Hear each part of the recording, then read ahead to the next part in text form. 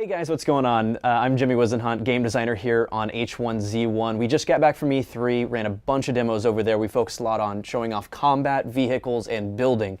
So today we're going to run through that with you guys so you can get the opportunity to see what we were doing over there, as well as we're going to be able to show the bow. We couldn't even do that at E3, so we're pretty stoked to show it off. So let's jump on in. All right, so we're here in-game. This is H1Z1. For those of you guys not familiar, H1Z1 is a post-apocalyptic MMO survival game. It's kind of a mouthful, but it's what we're working on here at SOE. And as you can see, the world's pretty big, right? There's a lot of things that can happen here. The goal really is sandbox gameplay. And we want everything to be super intuitive. Imagine you're dropped into the woods with less than what you have in your pockets right now. You've got an axe, you've got a flashlight. I'm cheating a little bit for the purpose of showing you guys all this. I have a backpack and some things in here that would typically take me a couple weeks to get all the materials for and craft, so we could show that off. But yeah, so all you're gonna start off with, you have a shirt, you've got your jeans here, and yeah, that's about all you got. So we want it to be very, very intuitive in the way that I have an axe, I can go in my inventory here, I can see in the crafting window to make a campfire I need wood. So I need to chop down a tree. And you know, over the years I've been trained playing video games that if there's an axe stuck in a stump, or there's a tree and I have an axe that I just can't chop it down. Thankfully, get an opportunity to work on a game where we can actually have some fun and be able to chop these trees down and get all the materials you need in a pretty easy way.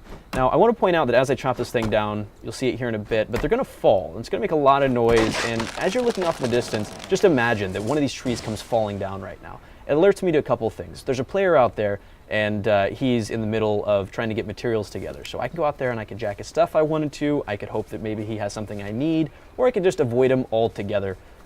Even just go out and try to make a friend. You got to be careful of those type of situations. People get a little crazy in these games, and it's definitely part of the fun.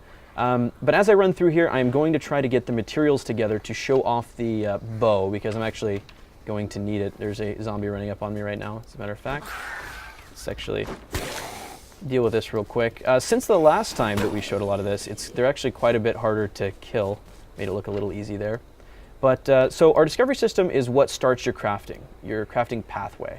So discovery, essentially, I'm going to throw a log in here that I got from that tree, and I'm going to click discover, and it's going to tell me that I can make wood planks. And this is going to look a little linear at first, but now I made a wood plank. I'm going to take the wood plank, throw that in, and it's going to show me that I can make wood sticks. Now it's going to open up a little bit once I make one of these. So if when I pulled this in, you notice a lot of the stuff grayed out. Now when I drug it in, I can combine that wood plank with a wood stick, which means now I have a new recipe. So I'm going to click discover, and it's going to tell me that I can make an animal trap. Animal traps is something you throw on the ground and animals get trapped in it. You'll be able to pull them out, cook them, and have food that way. And maybe some fur and stuff as we move forward. But really what I'm focusing on right now is I want the bow, and I don't know how to make that yet, so I'm going to actually pull my shirt off here, which usually isn't going to be an initial option. You can, but you're going to lose a lot of space. I have a backpack, so we're going to hurry on along. I got some scraps of cloth out of that by salvaging.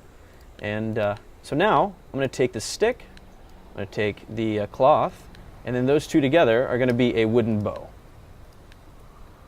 So I'm going to craft that out. And it should auto-equip. Yeah, there it is. Cool. So I am going to take these in, to my crafting, here we go, and make a bunch of wood sticks, a bunch of wood planks, and then a bunch of wood sticks. I need to discover the fact that I can make arrows from sticks. Takes a little while. And now I have a bunch of arrows. So I have 15 arrows now.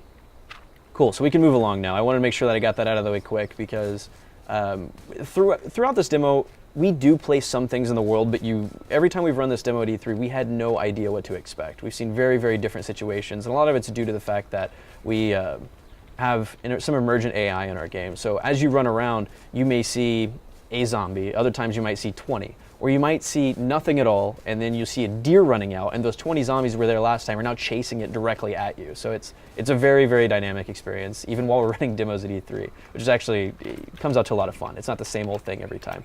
I'm going to throw this vehicle down real quick, and I'm going to jump on in. When you find these vehicles in the world, they're typically going to be in different states of disrepair. So some of them are going to be missing a wheel, a battery, just different things that allow them to run. You're going to have to craft those items and put them inside the inventory of the vehicle to repair them and get them working again. They also do use gas. You can see at the bottom right-hand corner of your screen. There's 95% right now. They're really gas heavy right now. Of course, we do have the ragdoll in right now. All the zombies are rigged up for that. You will do damage to your vehicle like as you do this. You're not just some unstoppable zombie killing juggernaut in a Jeep. You will want to try to hold back on doing this all the time. However, I'm not going to have too much extended use out of this, so I'm going to have some fun. And as you move along through our world, you're going to find some survival camps or survivor camps where you can kind of tell they didn't make it through here. And in these areas, you can find various things. You can find things like pre-built campfires, and you can use those if you don't already have one. Kind of nice and easy. And I'm going to try to run through here and see if we can find anything. You'll find containers like this in the world, as well as things actually spawning on top of vehicles or on the ground on shelves. And the things will be kind of where you expect them. So you're going to find food in shelves. You're not going to find it kind of laying around unless you're at a campsite and maybe around the campfire. Oh my god, I'm getting destroyed behind me. Making this look a little easy. Right now, zombies, and I think we want to continue down this path, it's pretty exciting, is that they're pretty rough to kill unless you shoot them directly in the head. And the bow does have drop. It is a skill-based weapon. At point blank, it does take a while to draw out the bow and actually get the arrow knocked and everything, as you can see here. It's not always the best decision to just hit them up close, so you can actually still push with the bow. You can push zombies back. You can also punch, but you need to right-click to actually pull that back. So I'm going to jump back in my vehicle here. Actually, looks like I've taken some damage. I'm going to go around this direction. Just a little bit ago, I showed in my inventory I have a couple things that you normally wouldn't start with. Those are foundations, and these particular foundations are stilt foundations. They're built to be used against hills and a little bit easier to place, and we'll show that right up here. We, at E3, we're using our dew collectors as objects that snap onto foundations, and we actually found that we would rather have those to be something you can place into the world, and I'll show that right here. Let me jump on out real quick. I'm going to reach in my inventory. I'm going to grab one of these wood foundations, the stilt foundation. Now this is a high-end foundation. This is going to take you a while to build, as you could imagine. You see all these planks on it. You're going to have to gather all those and put those together. So I'm going to put this down right here, go up our stairs, and I'm going to grab one of our pre-canned buildings. These will take a few more resources, but they're nice if you just want to plop down some storage on your property, or you can door this off and just start to flesh it out using these buildings as well as walls and the like. And the dew collector that we showed before is now placeable within the world. So you can actually find an area, or you can take over one of those campsites if you'd like, and just place that down there. So what that'll be used for is situations when it's raining outside, or in the mornings it'll collect some fresh water. I actually think I did grab an empty bottle a little while ago, so I'm going to run on down to the lake down here, and I am going to put some water in it. And you'll see when I do this, it's going to be dirty water. You can imagine right now going and drinking out of your local pond or lake. It's not a good idea without actually filtering that out, boiling the water, killing all the bad stuff in it, and after the apocalypse, I'm sure it's going to be a lot worse. So I'm going to use this bottle, and it gives me dirty water out of this because I'm standing here in the water. And if I drink that, it's going to do some damage to me, and I'll actually do that right now. It's going to do some damage to me, but it's also going to give me some hydration. So it's a little bit of a trade-off. You can filter that out with charcoal filters and the like, boil the water, and but the dew collector solves that problem. As you start crafting that sort of thing out of a tarp and wood, you'll be able to be more self-sufficient and not worry about the dirty water. You can collect fresh water that way when it's raining. Actually, while we're on the topic, every day we do, the system will pick what type of day it's going to be. It could be a rainy day, a sunny day, it could be darker when it's cloudy outside, and you can see it can vary anything from this, which is a very light rain, which actually I think you can see here, all the way up to something like this. And you can see it actually affects the environment. It's going to affect the dynamics of the vehicles. Your character's going to get wet. He can get cold if it's too bad outside. You need to stay dry. We've actually worked out the system because we don't want anything to be decoration to not rain underneath trees. So you'll be safe under here. Throw down a campfire and you'll be solid. And dry everything out, cook your meal and all that fun stuff. So moving on forward here, I'm going to turn the lights back on. I'm going to see what's happened. We actually have some zombies that are typically in this area, but this is where it's so unpredictable. Sometimes the deer comes running through here, a wolf causes a ruckus and they go running off. So let's see. Looks like there are some here. See if we can hit this guy from this distance. Barely. And the rain also, it's also not just something that can affect your character and just be pretty on the ground. It actually affects the how it looks during the day as far as like the lighting and everything as well. So it is a little bit harder to hit these shots.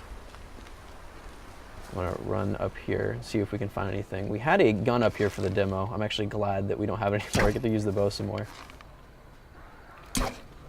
And I'm actually not going to make it through. I'm a horrible shot with a bow, apparently. Regardless of the fact I work on it, I can't shoot worth a darn. So I'm going to run back down to my Jeep. I'm going to go around the corner up here and show you guys a little bit about our dynamic weather and our time of day stuff. If you're not familiar with that, it is a full 24-hour day cycle. We do tune how long that lasts, and I'll speed that up and show you guys what the day, oh my god, what the days and the nights look like. As it's a huge difference in gameplay depending on when you log in. We want to make sure that there are reasons to play at night as well. I'm actually just going to stop over here on this bridge and see if we can change the hour a little bit. This is a rainy day, and this is about noon on a rainy day. A really, really rainy day. Really Pacific Northwest, you can see there. And as it starts getting a little bit darker on in the day, let's say something like 10 o'clock. I'm sorry, 8 o'clock rather. 8 o'clock at night starts getting pretty dark, and the darkest you'll see in our game is when it's raining outside and 3 a.m. And it gets pretty intense. You do start off with a flashlight. It will run out of battery. It has changed our game completely. If you hadn't seen anything from us in a while, we used to have a torch. We pulled the torch from the starting equipment because, frankly, everyone was on fire within 5 seconds, and so was everything else. So flashlight, I think it looks a lot cooler. It adds a different feel to the game, and it's a better point light overall. But yeah, that is H1Z1 in a nutshell. I'm Jimmy Wizenhunt, game designer on the project. We look forward to giving you guys more updates on the game as we move forward, and we hope to get you guys in as soon as we can. Thank you.